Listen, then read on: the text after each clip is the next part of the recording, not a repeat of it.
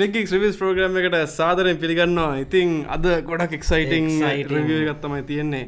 අද අපි කරන්න යන්නේ yes අද අපි කරන්න යන්නේ night Spider-Man Far From Home.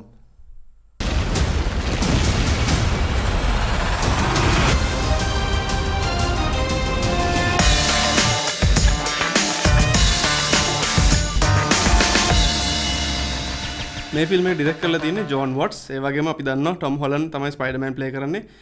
Zendaya ඉන්නවා, ජේකබ් බැටලොන් ඉන්නවා, සැමුවෙල් ජැක්සන්, කෝබි ස්මෝල්ඩර්ස්. ඒ වගේම ජේක් ජිලන්හෝල් තමයි මිස්ටීරියෝ ප්ලේ කරන්නේ. මම ගොඩක් කැමති ඇක්ටර් කෙනෙක් තමයි ජේක් ජිලන්හෝල් කියන්නේ.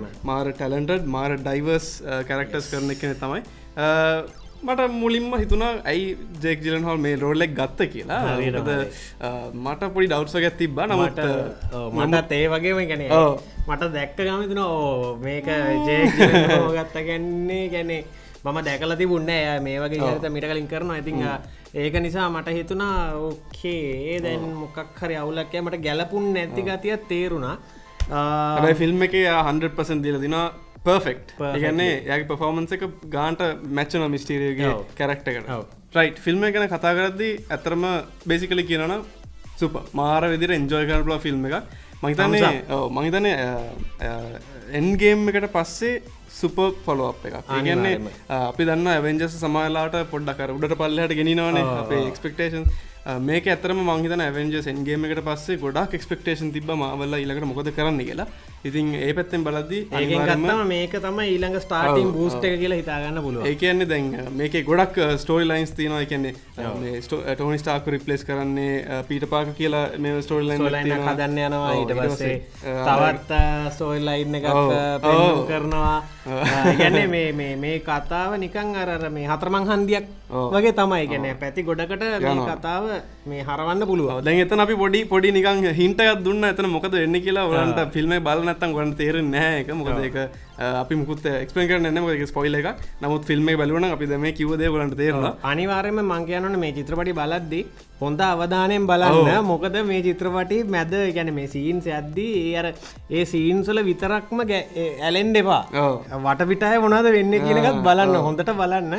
එතකොට ඔයාලට ක්ලූස් ගොඩක් හොයාගන්න පුළුවන් ඉස්සරහට මොකද වෙන්නේ කියන එක. right wipe back මට්ටසිරි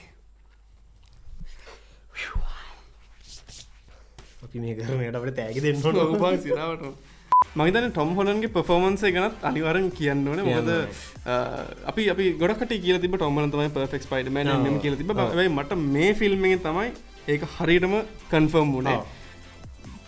Tom හොලන්ඩ්ගේ performance එක ගැන සුපර්. ඒ කියන්නේ එයාගේ ඉමෝෂන්ස් යන විදිය, එයා එයාට ස්පයිඩර්මෑන් වෙන්න කෙනෙක් ලොකු කැමැත්තක් නෑ. එයාට රෙස්පොන්සිබිලිටි ගන්න ලොකු කැමැත්තක් නෑ. නමුත් එයාට ගන්න වෙනවා. ඒක තමයි සුපර් හීරෝ කෙනෙක් වුණාම මේක තමයි තියෙන රෙස්පොන්සිබිලිටි. ඉතින් මම හිතන්නේ මේ පැත්තෙන් ගත්තම හොඳට ග්‍රවුන්ඩ් වෙලා තියෙන මේ. ඒ කියන්නේ අර එයා මේ එන ජොලිෆුල් කොල්ලා වුණාට අර මේ කතාවේදී එයාට ඇත්තටම සීරියස් වෙන්න වෙනවා. ඔව්. ඒ කියන්නේ choice එකක් නැහැ ඇත්තටම ගත්තොත්.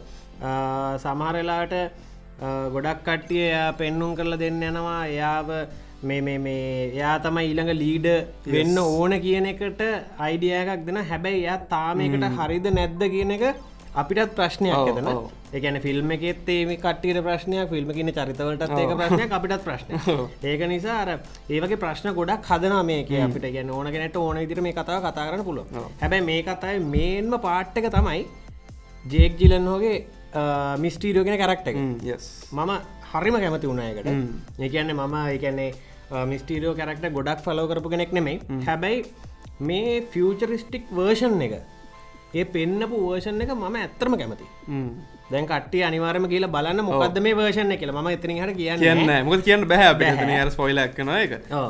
ඉතින් මම කැමතියි මේ ෆිල්ම් එක පටන් ගන්න විදිය සහ මැද තියෙන සිදුවීම් සහ අන්තිමට අර යූටර්න් වගේවත් තියෙනවා නිකන්. ඒ කියන්නේ අවුන්ද පල්ලන් යනවා. ඇත්තටම අපි ෆිල්ම් එක බලද්දී මොකා ඒ වගේ නිකන් ඒ වගේ මොමන්ට්ස් තියෙනවා. දෙක තුනක් තියෙනවා. ඒ වගේම තමයි මම කියන්න තෝරන්නේ කාස්ට් ඉතුරු කාස්ට් එකේ ඇක්ටිං නියමයි. ඒ කියන්නේ ඇත්තටම ඒගොල්ලන්ගේ කැරක්ටර්ස් ඒගොල්ලෝ පර්ෆෙක්ට්ලි කරලා තිනවා.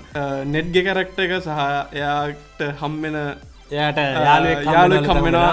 ඒ දෙන්නගේ කැරක්ටරිස්ටික් එකළගේ බැක්න් ෆෝර්ත ගොඩක් එන්ජෝයි කරන්න පුළුවන් ඒවගේම තමයි සීක්‍රස් දෙකතුනත් තින ෆිල්ම් කිවර වෙද්දී යම්යම් දේවල් රිවිල්ලනවා වගේම කියන්න ඕනේ එන්ක්‍රඩිත් සීන්ස් දෙකක් තියනවා ඒකන්නේ ටයිටල් එක ඉවරන ක්‍රඩිට් කන කාස්ට එක ඉවරුණ ගම එකක් තින ටසේ ක්‍රඩිත් ඔක්කොම ඉවරුණම් පසේ එකක් තින අපි මොනවාද කියල කියන්න අනිවර බලන්න අනිවාර්යම බලන්න පොයිතින් දැන් අපි හැමෝම දන්නවානේ මාවල් ෆිල්ම් ගත්තම සවන්්ඩන් ඉෆෙක්ස් කියන්නේ එකයි ඒව නැත්තම් ෆිල්ම්මයක් නෙමේ කියගෙන ඉතිං ඇත්තරම මම මේගේ ස්පෙෂල්ටිකක් දැක්ක මේ ස්පෙෂල්ටික මම කියන්නේ හැබැයි ආල බලන්ඩ ඉෆෙක්ස්ට දැන් අපි හැමෝම දන්න ඉෆෙක්ස්ට පිටිපස්සෙන් මොනවද සිද්ධ වෙන්න කිය ඒකත් රියලිස්ටික්ලි පෙන්නන්න මේ චිත්‍රපටියේ යම් කිසි කොටස් ටිකක් තියෙනවා කියන්නේ ඒ ෆෙක්ස්වලට යස් කරන ඇඳුම් සහ ඒ වගේ දේවල් මෙයාලා මේ ෆිල්ම් එකටත් යස් කරලා තියෙනවා ඒකින්ද ඒකැනේ ඒක පොඩි ඉනවෙටිව් දෙයක් ඒ ගැන්නේ ඒක මාර මං කැමති වුණ එක එකල යස් කරලා තිබිච්ච විදිහට සහ ග්‍රැෆික්ස් පැත්තෙන් ගත්තම සහ ඇනිමේෂන්ස් ඉෆෙක්ට්ස් මියසික් සුපර් ඒකයි අහන්න දෙයක් නැහැ මොකද අපි පට්ට විදිහට එන්ජොයි කරනවා ස්පයිඩර්මෑන් අර පරණ මියසික් එක තීම් සෝං එක යූස් කරලා තියෙන විදිය ඊට පස්සේ අලුතෙන් මියසික් සමහර ක්‍රෙඩිට්ස් දාලා යූස් කරලා තියෙන සෝංස් යූස් කරලා තියෙන විදිය ඒක ගත්තම සුපර්බ් එකයි එතනින් එහාට කතා කරන්න දෙයක් නැහැ ඉතින් මම කියන්නේ මේ චිත්‍රපටය මේ කොපියක් ඩවුන්ලෝඩ් වෙනකන් නම් ඉන්න එපා හරිද අනිවාර්යම යන්න ට්‍රයි කරන්න ස්කෝප් සිනමාසකට යන්න මොකද හොඳ එක්ස්පිරියන්සක් ගන්න පුළුවන් ඩොල්බි ඇට්මොස් තියටක තියෙන මාර එක්ස්පිරියන්සක් ගන්න පුළුවන් ඩොල්බි ඇට්මොස් තියටක ඉතින් අපි ඇත්ත කතාව කියන්න ස්පයිඩර්මෑන් මෙහෙන් ගිහිල්ලා මෙහෙන් එනවා එහෙනම් අපි ස්කෝප් සිනමාස් ගැන කතා කරද්දී අනිවාර්යෙන් TNL රේඩියෝ සහ ස්කයිලයින් එන්ටර්ටේන්මන්ට් එකට තෑන්ක් කරන්න ඕනේ මේ රෙඩ් කාපට් ස්ක්‍රීනින් එකට ඉන්වයිට් කරාට අපිට අපි ඇත්තටම මේ වර්ල්ඩ් රිවිව් එකට කලින් දවසකට කලින්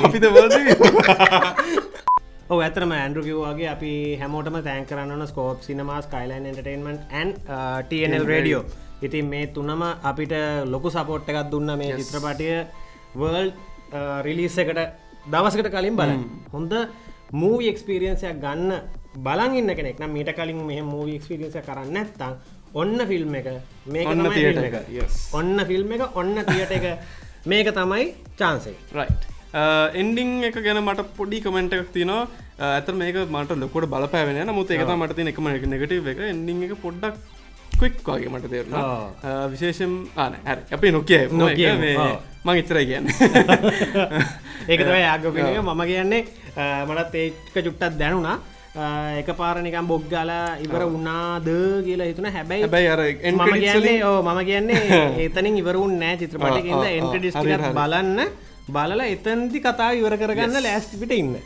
කියලා මම කියන්නේ රයිට් රේටින් එකක් දෙමුද මොකද කියන්නේ අනිවාර්යෙන්ම ගත්තොත් ඔයාලා හැමෝම දන්නා මේ අවුරුද්දේ ආපු හොඳම ෆිල්ම් මගේ පැත්තෙන් ගත්තොත් හොඳම ෆිල්ම් එක එන්ඩ් ගේම් මේ ඔක්කොමලා හිටියා ඉතින් ඒක ළඟටම එනවා එක ළඟටම එනවා මේ චිත්‍රපටයත් හැබැයි මම දන්නේ බොක්ස් ඔෆිස් කොහොම යයිද කියලා හැබැයි මගේ රේටින් එක ගත්තොත් මම මේ චිත්‍රපටයට 8 මාර්කයක් දෙනවා ඕකේ මම මේ ෆිල්ම් එකට 8.4 වගේ මාර්කයක් දෙනවා මම 8.2 තමයි දෙන්න හිටියේ මම පොඩ්ඩක් වැඩි කරා මොකද මම මේ ෆිල්ම් එක ගැන ආයෙත් හිතද්දි මම ඒකනේ ඒ ෆිල්ම් එක එන්ජොයි කරා කියලා මට මතක් වුණා ඒ කියන්නේ මොන නෙගටිව්ස් තිබ්බත් මොන තිබ්බත් අන්තිමට ඒ ෆිල්ම් එක එන්ජොයි කරන්න පුළුවන් නම් මම හිතන්නේ ඒක හොඳ එක්ස්පීරියන්ස් එකක් ඉතින් 8.4 තමයි මගේ රේටින් එක මගේ ප්‍රශ්නයක් තියෙනවා මේ ෆිල්ම් එක 1 time watchableද 2 time watchableද නැත්නම් ඉන්ෆිනිටි විදියට watchable movie එකක් මම හිතන්නේ මේක ඉන්ෆිනිටි විදියට පුළුවන් කියලා මම හිතන්නේ එන්ඩ් ගේම් ඊට වඩා හොඳට පුළුවන් බලන්න